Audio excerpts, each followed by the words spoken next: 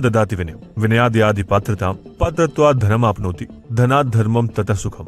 यानी कि विद्या से विनय, विनय से पात्रता, पात्रता से धन की प्राप्ति और धन व्यक्ति को धर्म की ओर बढ़ाता है, जिससे सुख की प्राप्ति होती है। लेकिन आजकल चक्र बदल चुका है, अब धन से विद्या आती है और विद्या से धन। दोस्तों, ये हैरान करने वाला जरूर है, पर सच्चाई यही है। आज के बढ़ते प्राइवेटाइजेशन के युग में जहाँ हर चीज पूंजीपति के हाथ में है, वहीं विद्या जैसी उपयोगी चीज भला उससे अछूती कैसे रह सकती है। देखा जाए तो आज के टाइम में नॉलेज पाना दुर्लभ तो नहीं, पर महंगा जरूर हो गया है। विद्यालय व्यापारालय बन चुके हैं और आम आदमी बेबस और लाचार। स्वास्थ्य के बाद सबसे बड़ा धन शिक्षा है और शिक्षा को पाने के लिए धन की आवश्यकता है। आखिर ऐसा क्यों है कि मोस्ट बेसिक चीज को पाना इतना कॉस्टली है और इसके पीछे सरकार, हम या फिर कैपिटलिस्ट कौन जिम्मेदार है? जवाब उतना सरल नहीं जितना कि हम सोच रहे हैं, क्योंकि कहीं ना कहीं हम सब इसके लिए दोषी हैं। और आज का हमारा वीडियो इसी संदर्भ में एक आई ओपनर है, जो प्राइवेट स्कूल्स की लूट को समझने में मदद करता है। साथ ही इसके पीछे की व्यवस्था क्यों बनी, हम इसे भी एनालाइज करेंगे। दोस्तों, इंडिया के एजुकेशन सिस्टम में दो दिक्कतें हैं। इसमें ना तो एजुकेशन है और ना ही सिस्टम। गुरुकुल व्यवस्था से आज मॉडर्न स्कूल सिस्टम तक के सफर एक रिच लेगेसी के साथ मिला है। आज का मॉडर्न एजुकेशन सिस्टम ब्रिटिशर्स की देन है और पूरे एजुकेशन सिस्टम को एक्सप्लेन करने के लिए एक सेपरेट वीडियो बनानी पड़ेगी। फिलहाल अपना डिस्कशन हम स्कूल्स पर सीमित करते हैं। दोस्तों, आपको जानकर हैरानी होगी कि 25 करोड़ स्टूडेंट्स में से 12 करोड़ प्राइवेट स्कूल्स में एनरोल्ड हैं। लास्ट 9 ईयर्स में खुले 97,000 स्कूल्स में 67,000 स्कूल्स प्राइवेटली ओपनड है। यानी कि इंडिया में 1/3 स्टूडेंट्स अपना एजुकेशन प्राइवेट सेक्टर से पा रहे हैं। देखा जाए तो 1991 में एलपीजी रिफॉर्म्स के आने के बाद प्राइवेट एजुकेशन की ग्रोथ मशरूम की तरह हुई। यूनेस्को की ग्लोबल एजुकेशन मॉनिटरिंग रिपोर्ट 2022 के मुताबिक हर 10 में से 7 स्कूल प्राइवेटली ओपनड है। ये डेटा प्राइमरी एजुकेशन में 45% है, यानी कि 45% स्कूल्स प्राइवेटली ओपनड है। सेकेंडरी में 51% और टर्सरी में 57% स्कूल्स प्राइवेटली ओपनड है। ये ग्लोबल एवरेज से बहुत ज्यादा है और साउथ एशिया में तो सबसे ज्यादा, सिर्फ बांग्लादेश को छोड़कर। दोस्तों, बड़े बड़े बिजनेस कॉन्ग्लोमरेट्स और पॉलिटिशियंस के स्कूल्स इंडिया में चल रहे हैं। वर्ल्ड क्लास इंफ्रास्ट्रक्चर और ब्रांड वैल्यू इनके सक्सेस का यूएसपी है, और ऐसा इसलिए है क्योंकि क्वालिटी ऑफ एजुकेशन ऐसा नहीं है जिसपे हम गर्व कर सके। दोस्तों, ऑर्गेनाइजेशन ऑफ इकोनॉमिकली डेवलप्ड यानी कि ओईसीडी नेशंस के द्वारा हर 3 साल पे program for international students assessment का आयोजन किया जाता है। ये 15 साल के बच्चों का बेसिक मैथमेटिक्स, साइंस और रीडिंग एबिलिटी का टेस्ट करती है। भारत ने इसमें सिर्फ 2 बार पार्टिसिपेट किया था और रिजल्ट्स बहुत ही शॉकिंग थे। भारत के प्रीमियर स्कूल्स के बच्चों ने टेस्ट लिया था और टोटल 73 कंट्रीज में हमारी रैंक 72 थी, यानी कि हम सिर्फ किर्गिस्तान से आगे थे। सिंगापुर, हांगकांग और जापान टॉप 3 परफॉर्मिंग नेशंस थे। बात अगर क्वालिटी एजुकेशन की करें तो केंद्रीय विद्यालय और जवाहर नवोदय विद्यालय ने 10th और 12th के बोर्ड रिजल्ट्स में लगातार 99% सक्सेस रेट दिया है, जबकि इनके कंपैरिजन में प्राइवेट स्कूल्स की परफॉर्मेंस निराशाजनक रही है।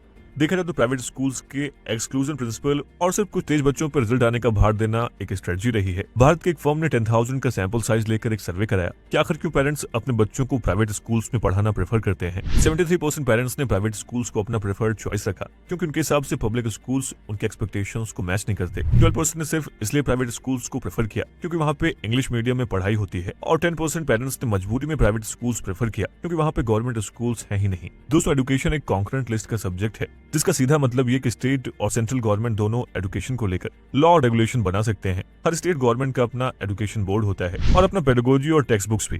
देखा जाए तो स्टेट रन स्कूल्स की सबसे बड़ी समस्या है बेसिक इंफ्रास्ट्रक्चर की। ना तो प्रॉपर क्लासरूम्स, सेपरेट और क्लीन टॉयलेट्स, साइंस और कंप्यूटर लैब जैसी और भी बहुत सारी बेसिक सुविधाएं न होने की वजह से पेरेंट्स स्टेट गवर्नमेंट स्कूल्स को प्रेफर नहीं करते। जबकि दूसरी बड़ी समस्या है क्वालिटी टीचर्स की। गवर्नमेंट स्कूल्स में कोई पढ़ना नहीं चाहता, लेकिन पढ़ाना हर कोई चाहता है, क्योंकि गवर्नमेंट टीचर्स को मिलती है हाई सैलरी और कम काम विद लेस रिस्पॉन्सिबिलिटी। आपको आए दिन कुछ वायरल वीडियोस मिल जाएंगे जहां उन्हें बेसिक चीज ही नहीं पता और वो गलत तरीके से पढ़ा रहे होते हैं। साथ ही स्टेट गवर्नमेंट का नेग्लिजेंट एटीट्यूड और गवर्नमेंट स्कूल्स को मीडिया के जरिए खराब पोर्ट्रे किया जाना प्राइवेट स्कूल्स के लिए एक बढ़िया ब्रीडिंग ग्राउंड बन गया है। लेकिन प्राइवेट स्कूल्स में पढ़ना जहाँ सपना होता है, वहीं पढ़ाना एक नाइटमेयर। और आइए बेसिक नाइटमेयर को समझते हैं कि आखिर हम प्राइवेट स्कूल्स में कैसे लूटे जाते हैं। दोस्तों, आर्टिकल 19(1) हमें इंडिया में प्राइवेट स्कूल्स खोलने की आजादी देता है, लेकिन आर्टिकल 19 एब्सोल्यूट नहीं है, जिसका मतलब है कि इस राइट के साथ कुछ रेस्ट्रिक्शंस आती हैं। भारत में स्कूल चलाना एक नॉन प्रॉफिटेबल काम है। भारतीय कानून स्कूल को मनी मेकिंग बिजनेस से दूर रखने के लिए कहते हैं। उनका मानना है कि पैसे कमाने हैं तो बहुत सारे सेक्टर्स ओपन है। शिक्षा तो एक बेसिक नीड है, यहाँ पे आप मनी मेकिंग नहीं कर सकते हैं। राइट टू एजुकेशन एक्ट के मुताबिक अगर आपको इंडिया में प्राइवेट स्कूल खोलना है तो आपको या तो चैरिटेबल ऑर्गेनाइजेशन या फिर नॉट फॉर प्रॉफिट सोसाइटी के रूप में रजिस्टर करना होगा। यानी हर सूरत हाल में आपको मनी मेकिंग बिजनेस से दूर रहना होगा।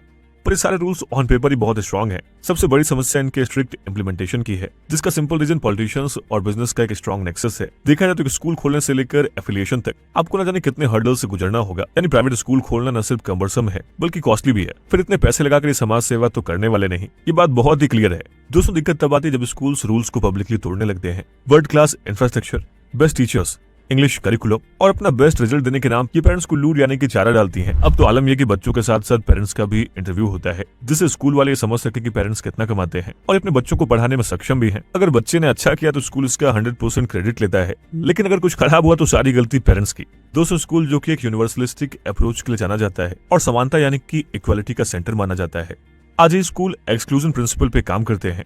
वहाँ के प्रिंसिपल विदाउट प्रिंसिपल हैं। बच्चों को पब्लिकली क्लास के सामने फीस न सबमिट करने की वजह से ह्यूमिलिएट किया जाता है। बार बार उन्हें वार्न किया जाता है कि बगैर फीस के उन्हें एग्जाम में अपीयर नहीं होने दिया जाएगा। ये बात डायरेक्टली पेरेंट्स को भी बोली जा सकती है, लेकिन दोस्तों प्राइवेट स्कूल्स ऐसा जानबूझकर करते हैं जिससे बच्चे ह्यूमिलिएशन की वजह से अपने पेरेंट्स को फोर्स करें और इसका सीधा असर बच्चों की मेंटल हेल्थ पे पड़ता है। प्राइवेट स्कूल्स में अलग अलग तरीके से पेरेंट्स के पॉकेट से पैसा निकाला जाता है। लाइब्रेरी फीस, जिसमें आज तक बुक्स अपडेट नहीं हुई हैं और बुक्स तो लाइब्रेरियन ऐसे देते हैं जैसे मानो कोई एहसान कर रहे हो। High computer lab fees, science labs, teachers students welfare, high transportation fee और स्कूल इंफ्रास्ट्रक्चर फंड के नाम पर और न जाने किस किस तरीके से आपके पॉकेट से पैसे निकाले जाते हैं। दोस्तों, रीएडमिशन के नाम पे हर साल एडमिशन फी चार्ज करना पेरेंट्स के लिए बहुत ही बर्डन होता है। जैसे नया सेशन शुरू होता है, पैसे निकालने का प्रोसेस और भी दर्दनाक हो जाता है और स्कूल का पर्टिकुलर शॉप से टाई अप पॉकेट पे भारी पड़ता है। देखा जाए तो बहुत से स्कूल खुद का पब्लिकेशन भी रखते हैं, यानी कि आप बाहर से बुक्स परचेज नहीं कर सकते। साथ ही इतनी ब्यूटीफुल और कॉस्ट इफेक्टिव एनसीईआरटीज तो प्राइवेट स्कूल में 7 और 8 क्लास तक पढ़ाई नहीं जाती। हर साल बुक्स में माइनर चेंज के बाद नई बुक को परचेज करना पड़ता है। दोस्तों, क्लास 1 के लिए बुक्स की कॉस्ट पड़ती है 7000 रुपीज और मैथ्स की बुक की कॉस्ट है 600 रुपीज। सरप्राइज्ड? लेकिन नहीं, आपको जानकर आश्चर्य होगा कि प्री प्राइमरी से सेकेंडरी क्लास तक पढ़ने में एवरेज कॉस्ट 20 लाख का है। दोस्तों, कुछ प्राइवेट स्कूल्स में तो सिर्फ प्राइमरी एजुकेशन के 1 साल की कॉस्ट 13 to 15 लाख है। बुक्स, यूनिफॉर्म, बैग और इसके अलावा और भी नए नए तरीके के हथकंडे पैसे निकालने के लिए अपनाए जाते हैं, जिसमें कॉस्टली अफेयर्स, स्कूल ट्रिप और समर कैंप्स को भी ऐड कर लीजिए, जहां रिक्रिएशन और कुछ नया सिखाने के बहाने आपसे हजारों रुपए निकाले जाते हैं। रोज नए नए को करिकुलर एक्टिविटीज और नए प्रोजेक्ट्स के बहाने भी आपकी जेब को हल्की करते हैं। दोस्तों, स्कूल्स में अच्छी पढ़ाई और प्रॉपर सिलेबस कवर न होने की वजह से कोचिंग कल्चर भी बढ़ा है। ये बच्चे उसी स्कूल में पढ़ा रहे टीचर्स के पास प्राइवेट ट्यूशन लेने के लिए मजबूर हैं, जिसका एक्स्ट्रा बोझ पेरेंट्स के पॉकेट पर होता है। कोविड-19 जैसे पैंडेमिक के टाइम में भी फिजिकली बंद होने के बावजूद भी प्राइवेट स्कूल्स ने स्टूडेंट्स से फीस चार्ज की, वह जबकि टीचर्स की सैलरी कट की गई। फिर कोविड-19 में परेशान पेरेंट्स ने कोर्ट तक अप्रोच किया और बहुत से हाई कोर्ट्स ने सिर्फ ट्यूशन फीस और कुछ हाई कोर्ट्स ने ट्यूशन फी में कंसेशन देने का फैसला दिया। दिल्ली गवर्नमेंट प्राइवेट स्कूल्स को रेगुलेट करने के लिए रेगुलेटरी मैकेनिज्म लेकर आई। हर प्राइवेट स्कूल को आरटी एक्ट 2009 के तहत अपने 1 किलोमीटर रेडियस के अंदर इकोनॉमिकली बैकवर्ड बच्चों को फ्री में 25% सीट्स देने का प्रोविजन है। दोस्तों, देखा जाए तो स्कूल का इसमें कोई भी लॉस नहीं है, क्योंकि गवर्नमेंट वैसे बच्चों की फी वापस स्कूल को रिइंबर्स कर देती है। लेकिन इसके बावजूद भी प्राइवेट स्कूल्स उन बच्चों को नहीं लेते और इसके पीछे की वजह उनके स्टेटस का है। जहां पे इक्वालिटी सिखानी चाहिए वहां पे डिस्क्रिमिनेशन होता है। और अगर आपने हिंदी मीडियम मूवी देखी हो तो इसी मुद्दे पे बनी थी, लेकिन क्या इसका कोई वे फॉरवर्ड है या फिर ये सिस्टम और भी डीपन होगा? आइए इसको भी समझ लेते हैं। दोस्तों, किसी भी प्रॉब्लम का सोल्यूशन उस प्रॉब्लम के ओरिजिन में है और इस प्रॉब्लम का सोल्यूशन भी हमारे पास है। देखिए, इसका मतलब ये नहीं कि हम प्राइवेट स्कूल्स को बंद कर दें। ऑल्दो हमारे पास लेजिस्लेशंस और गाइडलाइंस हैं, जो अगर अच्छे से इंप्लीमेंट होती हैं तो हमारी आधी समस्या हल हो सकती है। गवर्नमेंट अभी अपने जीडीपी का सिर्फ 3% ही एजुकेशन पे खर्च करती है, जिसे न्यू एजुकेशन पॉलिसी 2020 ने 6% करने का टारगेट दिया है। केंद्रीय विद्यालय और जवाहर नवोदय विद्यालय को और बेहतर बनाने की नीड है। ऐसे मॉडल के स्कूल को रेप्लिकेट करने की जरूरत है। साथ ही स्टेट गवर्नमेंट को एजुकेशन को प्रायोरिटी सेक्टर के रूप में लेना चाहिए। बेसिक इंफ्रास्ट्रक्चर को भी डेवलप करने की नीड है और कंटेंट और सिलेबस को रैशनलाइज करना भी एक बढ़िया कदम है। सुप्रीम कोर्ट ने टीएमए पाई और others versus state of Kerala में बताया था कि प्राइवेट स्कूल को रेगुलेट करना, proper academic standards, atmosphere, infrastructure और मैल एडमिनिस्ट्रेशन से बचने के लिए रेगुलेशन की जरूरत है। यूनेस्को के द्वारा बनाया गया Abidjan principles on human rights and provide public education 2019 state और प्राइवेट सेक्टर के रोल को लेंथ में डिस्कस करता है। साथ ही प्राइवेट स्कूल्स के रोल को रेगुलेट करने की नीड को भी बताती है। साथ ही प्राइवेट स्कूल्स के पेरेंट्स कमेटी को रेगुलर मिलने और इफेक्टिव बनाने की जरूरत है। पेरेंट्स को अपने बच्चे और स्कूल के डे टू डे अफेयर्स में इंटरेस्ट रखना होगा और ऐसा इसलिए क्योंकि पेरेंट्स की जागरूकता से प्राइवेट स्कूल्स की अकाउंटेबिलिटी बढ़ेगी। यूनिफॉर्म करिकुलम लाने से बुक्स और उसका कॉस्ट कम होगा।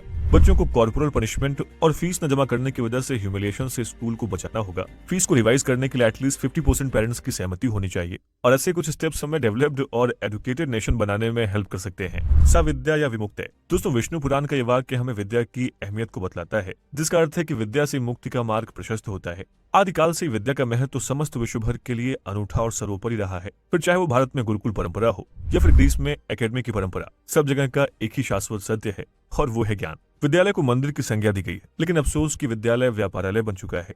आज विद्या को पाने के लिए लक्ष्मी की जरूरत है।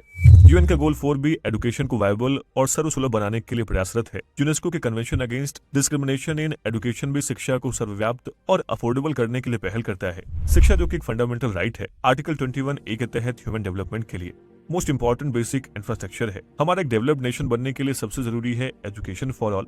एजुकेशन को अफोर्डेबल, फंक्शनल लिटरेसी और जॉब फेचिंग बनाना हमारा लक्ष्य है, और इसे हम एक प्रॉपर एजुकेशन और प्रॉपर सिस्टम से ही पा सकते हैं।